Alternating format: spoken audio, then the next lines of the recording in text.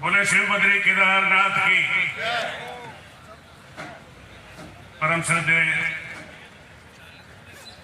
संत शिरोमणि बालकनाथ जी महाराज, परम सम्मानीय इस वंशावली लेखन का कार्य करने वाले सभी सामाजिक समूहों के लिए ईश्वर द्वारा भेजे गए मसीहा कहूंगा मैं, आदरणीय राम प्रसाद जी, पधारे हुए सभी समाज बंधु, मेरी कार्यकारिणी के आज शपथ लेने वाले सभी समर्पित कार्यकर्ता, मैं सभी को प्रणाम करता हूं और धन्यवाद ज्ञापित करता हूं कि आप सब लोगों ने समय निकाला। सर्दी के इस मौसम के बावजूद काफ़ी दूर दूर से चलकर, यहाँ तक के मंदसौर उज्जैन से चलकर के भी पधारे हैं आप लोग, भीलवाड़ा जिले के दूर दूर के कोने से भी पधारे हैं आप लोग। सभी की अलग अलग परिस्थितियाँ होती हैं, पारिवारिक परिस्थितियाँ होती हैं, सामाजिक होती हैं, व्यक्तिगत होती हैं।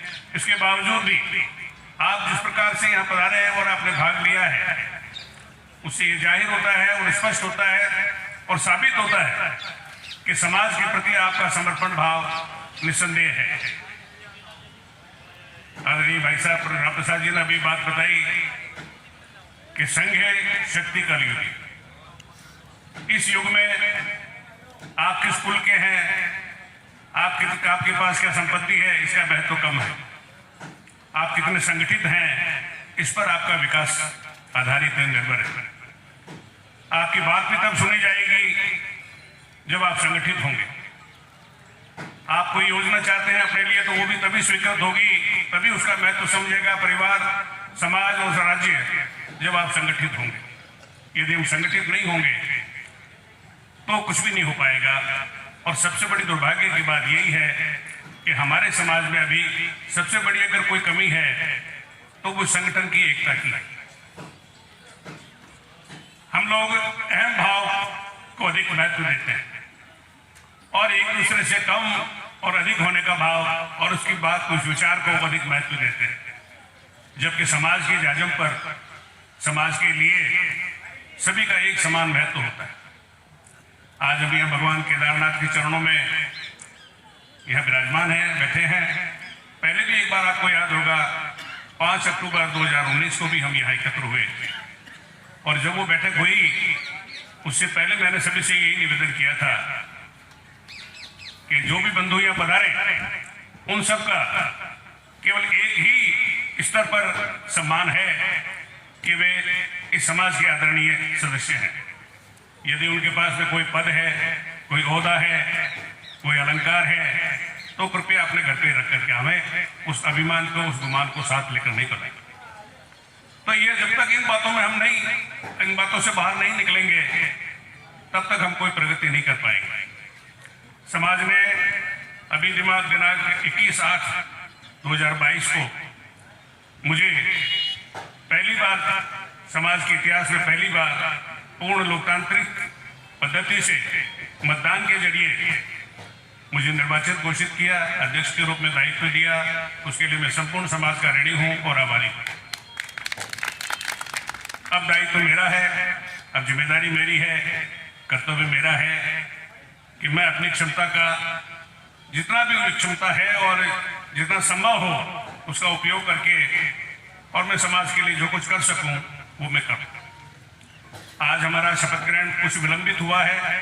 पहले जब तैयारी हुई उस समय हमारे समाज बंधु कुछ बाहर पधारे हुए थे, प्रवास में थे।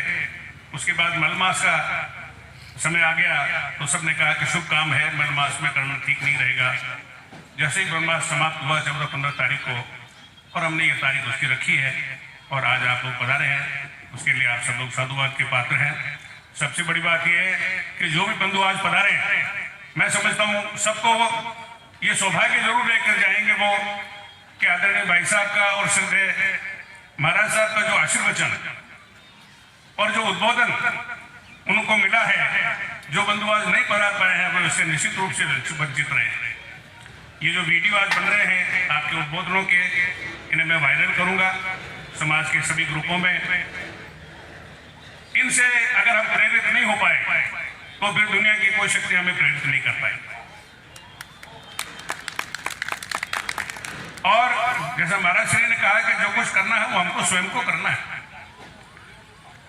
हम जिस जाति में पैदा हुए हैं, जो हमारी पहचान है, वो हमारी पहचान हमारी वंशावली लेखन से है और हमारा महत्व भी उसी से ही है।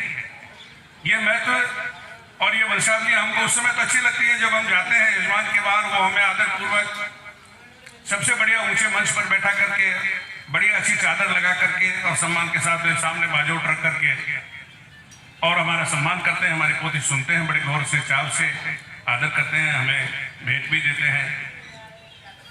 लेकिन उसके बाद जब हम अपने घरों पर आ जाते हैं तो हम अपनी उस गरिमा को धीरे धीरे भूलने लग गए। जैसा महाराज श्री ने फरमाया कि कई ऐसी के दुर्व्यसन हैं जो धीरे धीरे परंपरा का रूप ले लेते हैं। हम कई बार कहते हैं कि कुरीति, तो कुरीति का अर्थ यही है, रीति तो थी वो कभी, लेकिन उसका रूप विद्रूप हो गया और इसलिए वो कुरीति बन गई। तो हमें रीति तो रखनी है, लेकिन उसमें से जो उसका कुभाग है, जो उसका विकृत रूप है, उसे हमें त्यागना होगा। हम लोग, हमारा जो इतिहास हम जानते हैं, हम दूसरों का इतिहास तो बताते ही हैं, हमारे स्वयं का इतिहास भी हमें बताता है कि हम मूल रूप से ब्रह्म भट्ट थे और ब्राह्मण ही थे। हमारा खान पान जो आज हम ब्राह्मणों के लिए मानते हैं कि उचित है, वही हमारा भी था। लेकिन कालांतर में समय बदला, परिस्थितियां बदली और हमारा अधिकांश समय और संपर्क क्षत्रिय वंशों से हुआ और इसलिए कुछ जो उनके गुण थे, उनके जो आचार व्यवहार थे, वो हमने भी अपनाए और उसी का ही मुझे लगता है कि ये रूप है जो आज हम उससे ग्रस्त हैं। लेकिन फिर भी परिवर्तन कभी भी किया जा सकता है और अभी भी किया जा सकता है। और जैसा महाराज श्री ने बताया कि हमें अपने बच्चों को भी इसके लिए प्रेरित करना पड़ेगा और उसके लिए सबसे बड़ा काम जो हमें करना है वो हमें अपनी हीन भावना से मुक्त होना। हम अपने आप को याचक नहीं समझे, हम अपने आप को गुरु समझे, तब जाकर के वो अगले वाला भी उतना ही सम्मान देगा। मैं जैसे कभी सरकारी नौकरी में था तो मैं अगर अपने आप को अधिकारी नहीं मानता तो मुझे मेरे कर्मचारी भी अधिकारी नहीं मानेगा। मैं यदि अपने आप को अधिकारी नहीं मानूंगा तो जनता भी मुझे अधिकारी नहीं मानेगी। अब बेकार आदमी है, इसमें कोई दम ही नहीं है। तो आप जब तक अपने आप को गुरु नहीं मानेंगे तब तक सामने वाले भी आपको समझेंगे कि आए हैं 2 रुपये देने इनको, चलो ठीक है करना जो पदार्थ। तो हमें अपना गुरुत्व कायम करना होगा और उसके लिए जरूरत है ज्ञान का। मैं तो हमेशा होता है ज्ञान का। वो कहते हैं कि राजा तो अपने क्षेत्र में ही पूजा जाता है, लेकिन विद्वान की पूजा सर्वत्र होती है। वो क्यों होती है? कि उसके ज्ञान की खातिर, क्योंकि ज्ञान हर एक के पास नहीं होती। तो जिनके पास नहीं होता तो वो ज्ञान देखते हैं तो बड़ा आश्चर्य होता है उनको, और आश्चर्य के मारे श्रद्धा भाव जागता है उन्हें कि हाँ ये कोई मुझसे बेहतर आदमी है, मुझसे बेहतर अच्छा आदमी, बेटर आदमी है जिसको मेरे से ज्यादा इतनी अच्छी जानकारी है। तो ये तब आएगा जब हम शिक्षित होंगे, तब हम लोग ज्ञान बढ़ाएंगे। हमारे पूर्वजों को कंठस्थ याद थी बहुत सारी बातें, आपको मालूम है, लेकिन धीरे धीरे हम इसी हीन भावना के चक्कर में पहले तो हमने यजमानवती में जाना कम कर दिया और दूसरा ज्ञान का कोई इकट्ठा करना कम कर दिया।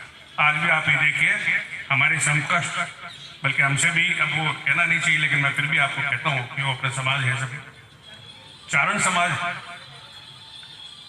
उनका भी लगभग वो स्तर था शासकों के सामने। लेकिन उन लोगों ने क्या किया, साहित्य और संस्कारों को नहीं छोड़ा। उनका जितना विपुल साहित्य सृजन किसी एक जाति विशेष ने शायद नहीं किया। आदरणीय ओंकार सिंह जी लखावत साहब ने, एक मेरे सहपाठी रहे हैं, वो बीए में हम साथ थे डीडवाना के कॉलेज में। तो वो बड़े साधारण परिवार के सदस्य थे। मैं जब यूआईटी में वो चेयरमैन थे अजमेर, तो मुझे उन्होंने भाई तहसीलदार लगवाया। उनके हम गाँव गए एक बार, तो उन्होंने मुझे एक बांध बताया। उन्होंने मुझे कहा प्रताप सिंह जी ये जो बांध बना हुआ है, मैं जब वहाँ डीडवाना कॉलेज में पढ़ने आया था तो मैं यहाँ मेट था, इस वक्त अकाल राहत कार्यों में मेट का काम करता था। तो कहने का तात्पर्य क्या, उन्होंने क्या किया, एक संत पुरुष की तरह से, एक तपस्वी की तरह से संपूर्ण क्षेत्रों का दौरा किया, चारण समाज से संपर्क किया और उनके पास जितना भी साहित्य था, जितनी पांडुलिपियां थी, प्रकाशित अप्रकाशित वो सारी ला करके चारण शोध संस्थान नाम से एक बहुत बड़ा संस्थान अजमेर में स्थापित कर दिया, कायम कर दिया, और आज भी वो निरंतर जारी है। तो साहित्य और ज्ञान का ये जो संचय है, ये जो संग्रह है, ये प्रवृत्ति हमें भी विकसित करनी होगी वापस नए सिरे से, तब जाकर के हमें वो गुरुत्व आएगा। केवल बात करने से कोई आदमी वो नहीं बनता है। बातें करने को तो राजनीति वाले लोग बहुत लंबी लंबी बातें खूब करते रहते हैं, लेकिन उनका वो सम्मान नहीं होता जो साधु संतों का होता है, महापुरुषों का होता है। क्यों? क्योंकि वास्तव में ज्ञान होता है। अभी मैं आदरणीय भाई साहब ने और महाराज श्री ने सब आपको बात बताई है, आपको जागृत करने का आपने भरपूर प्रयास किया है, और आपका मिशन यही है महाराज श्री का और भाई साहब का, तो कि आप हम लोगों में जागृति पैदा करें और हमारे थ्रू, हमारे माध्यम से समाज में जागृति पैदा करें। मुझे आप लोगों ने अध्यक्ष के रूप में कार्यकाल दिया है, अवसर दिया है, मेरा ये दायित्व है कि अब मैं उसके लिए कुछ काम करूं। जैसे कुछ एजेंडा मैंने अभी भैरव सिंह जी ने आपको पढ़ के सुनाया कि अब अगला कदम हमारा ये होगा कि हमारी जो इकाइयाँ हैं, जो क्षेत्रीय इकाइयाँ हैं, उनको हम पुनर्जीवित करें। बहुत सारी जगह चुनाव का हुए काफ़ी समय हो गए, तो उनको हम चुनाव भी करवाएं। कारण क्या है कि कोई भी योजना, कोई भी प्रवृत्ति यदि हमें कायम करनी है समाज में, तो केंद्रीय स्तर से नहीं हो सकती। अधिकारों का विकेंद्रीकरण बहुत आवश्यक है। तो इकाइयों को हम दायित्व देंगे और इकाइयों के सुझाव लेकर के ही हम कोई काम करेंगे, तभी वो स्थायी रूप के सुझाव होंगे और काम होंगे। यदि यहाँ से वो फरमान जारी करने का तरीका रखा जाएगा तो कामयाब नहीं होगा। यदि हमने कोई एक सुधार भी लागू किया, हमने देखते हैं आप लोग कई बार हम सुधार करते हैं लेकिन वो लागू नहीं होते, उसका कारण यही होता है कि वो केंद्रीय स्तर से जारी किया जाता है और इकाइयों का उसमें कोई सहयोग भी नहीं होता, कोई रुचि भी नहीं होती। तो हमारा दायित्व ये रहेगा कि इकाइयों से ही हम प्रस्ताव लें और उनके बाद में सभी पर उस पर विचार विमर्श करके और उनको एक समन्वित रूप उसका लें और उस पर फिर आगे अमल करें। इसी प्रकार हमारी बहुत सारी संस्थाएं हैं छोटी बड़ी, उनके भी चुनाव काफी समय से हो गए हैं, तो उन्हें भी हम बैठ करके उनके साथ मिल करके और उनका भी रूपांतरित करें और उनको हमारे साथ सहयोग करने में उनको अग्रसित करें। इसी प्रकार से युवा शक्ति, मैंने अपने अध्यक्ष के चुनाव के एजेंडे में भी ये बात मैंने रखी कि मेरा ये दायित्व रहेगा कि मेरी तो उम्र काफ़ी है, आप लोगों ने मुझे दायित्व दिया है तो मैंने विनम्र भाव से नतमस्तक होकर स्वीकार किया है। लेकिन असली समाज का जो भविष्य है वो युवाओं के पास है, और युवाओं को केवल हम तालियां बजाने तक का ही काम देंगे कि हम भाषण देते रहे और वो तालियां बजाते रहे, हम आपस में लड़ते रहे और वो व्हाट्सएप चला करके हमारी जय हो करते रहे, तो ये हमारा एक पाप होगा समाज के प्रति, स्वयं के प्रति। तो हमें युवाओं को सही एजेंडा देना होगा, सही मार्गदर्शन करना होगा और उसके बाद उनको आगे बढ़ने का अवसर देना होगा। इसलिए सबसे पहले मैंने एक समाज के जितने भी वरिष्ठ जन हैं, जो भी अनुभवी व्यक्ति हैं, जो भी आदरणीय व्यक्ति हैं, जो भी वरिष्ठ और ज्ञानवान व्यक्ति हैं, उनकी एक समिति बनाई जिसको मैंने नाम दिया कार्य समिति, और उसके बाद कार्यकारिणी जो उनके मार्गदर्शन में और उनके द्वारा सुझाए गए और बताए गए एजेंडे के अनुसार कार्य को अमल में लाएगी। और इसी प्रकार फिर युवा की एक अलग से कार्य समिति बनाई है जिसका निर्णय वो स्वयं करेंगे, अपनी कार्यकारिणी की बैठक बुलाएंगे, उसमें एजेंडा बुलाएंगे और हमें भी बुलाएंगे तो हम भी उपस्थित रहेंगे, और हमारा कोई अनुभव होगा उसमें तो हम उन्हें गाइड भी करेंगे। इस प्रकार का ढांचा हमने समाज के संगठन का तैयार किया है, और मैं समझता हूं कि आपके आशीर्वाद से हम कुछ नया कर पाएंगे, कुछ ठोस कर पाएंगे, और आप सबका आशीर्वाद इसमें और सहयोग बहुत जरूरी है, क्योंकि कोई अकेला चना कभी बाहर नहीं फोड़ सकता। मैं इन्हीं शब्दों के साथ आप सबसे अनुमति लेता हूँ।